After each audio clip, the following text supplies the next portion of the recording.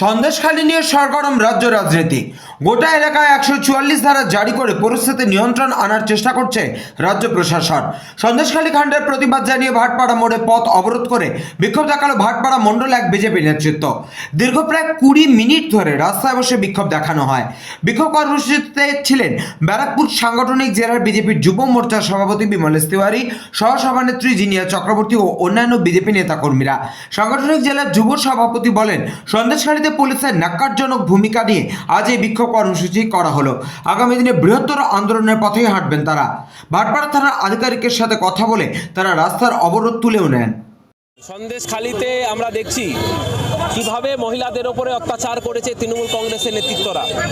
লক্ষ্মী ভাণ্ডার পাইয়ে দেওয়ার নামে, কখনো বিভিন্ন রকম সুযোগ সুবিধা পাইয়ে দেওয়ার নামে রাতের অন্ধকারে ক্লাবে এবং পার্টি অফিসে ডেকেছে তৃণমূল কংগ্রেসের নেতৃত্বরা।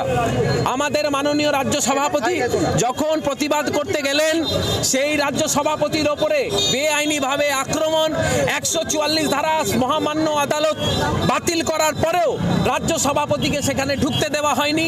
তাকে অ্যারেস্ট করা হয়েছে, তাকে গ্রেফতার করা হয়েছে, ওনার সাথে বহু সংখ্যক কর্মীদের উপর আঘাত করা হয়েছে।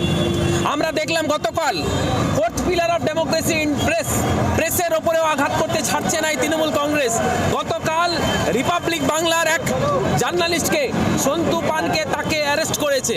আজকে আমরা মহামান্য আমাদের আদালত তাদের নির্দেশ পরেও সেখানে ঢুকতে আমরা পাচ্ছি না।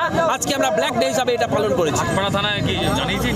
দেখুন, ভাটপাড়া থানায় আমরা আমাদের কথা জানিয়েছি।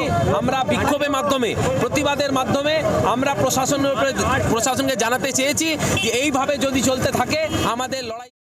ভাটপাড়া থেকে হিমাদ্রি শেখর ভট্টের রিপোর্ট, চ্যানেল 24/7।